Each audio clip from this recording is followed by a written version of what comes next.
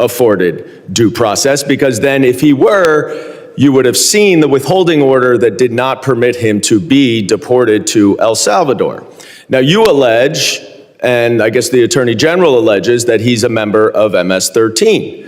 Sir, going forward, the interpretation of the law, you make the laws in this body. The judicial branch makes sure that they have integrity and they're applied properly to individuals. So I'm just going to take that as the judiciary branch.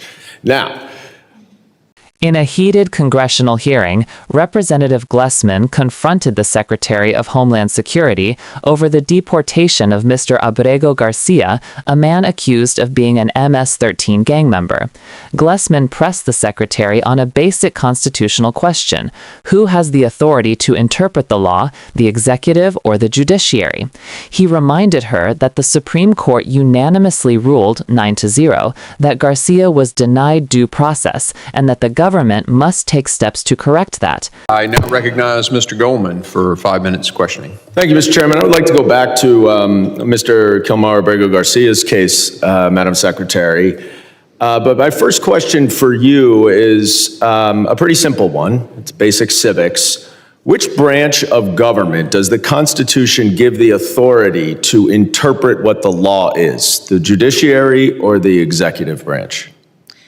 Sir, going forward, the interpretation of the law, you make the laws in this body. The judicial branch makes sure that they have integrity and they're applied properly to individuals. So I'm just going to take that as the judiciary branch.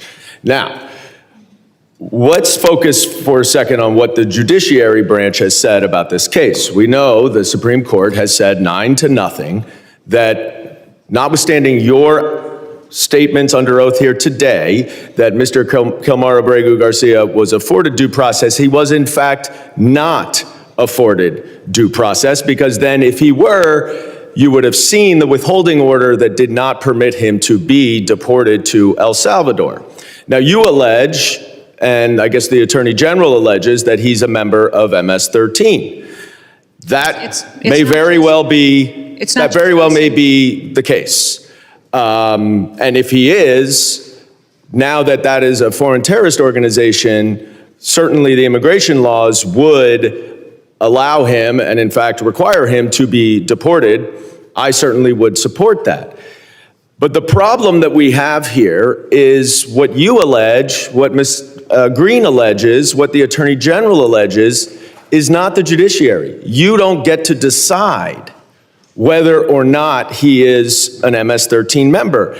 And you don't have to take my word for it, because Judge Wilkinson, a Fourth Circuit judge, very conservative, addressed this argument. He said, the government asserts that Abrego Garcia is a terrorist and a member of MS-13. Perhaps, but perhaps not.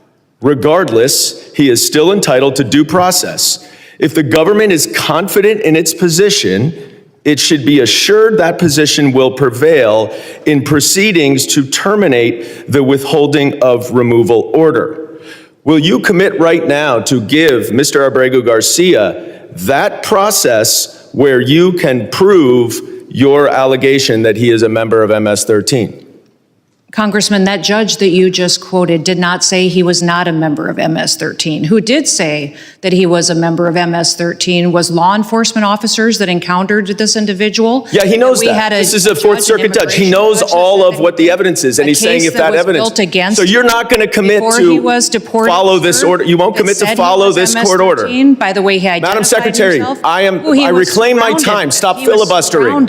He was surrounded by gang members of MS-13. Will you give Mr. Abrego Garcia the due process that the Supreme Court and Judge Wilkinson has required you to give him? Abrego Garcia is an El Salvador resident who is in his home country. If he were to come back to this country, he would be immediately removed again. How do you know? He has received and been treated appropriately, sir, and he is not. How can you say he's been treated appropriately if the Supreme Court has ruled 9-0?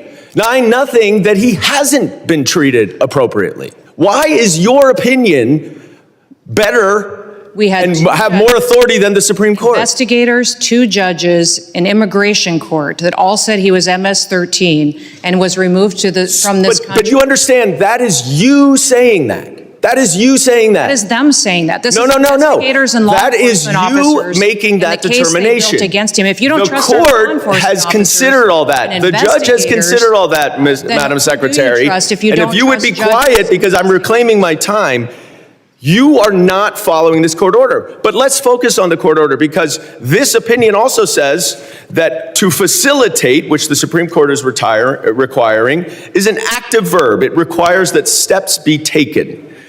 What steps have you taken to return Mr. Abrego Garcia to allow him to get due process? Abrego Garcia is in his home country. What If he were to come steps back, have your you advocacy- taken? If your continued advocacy for him were to... I'm not advocating for him. Yes, you I'm are. advocating for a Absolutely. court order, Madam Gone to the Secretary. mat for this The man. court order He's terrorized says people that in you traffic, must take human steps beings. to follow the court order. You are here under oath. What steps have you taken to return Mr. Abrego Garcia pursuant to this court order? It's got to be extremely discouraging to be one of your constituents. To see you fight for a terrorist like this and not fight for them is extremely alarming to me. I'm fighting for due process. Constituents as And that's under the Constitution. Gentleman's and you time should has fight too for expired. due process. The gentleman's time has expired. I now recognize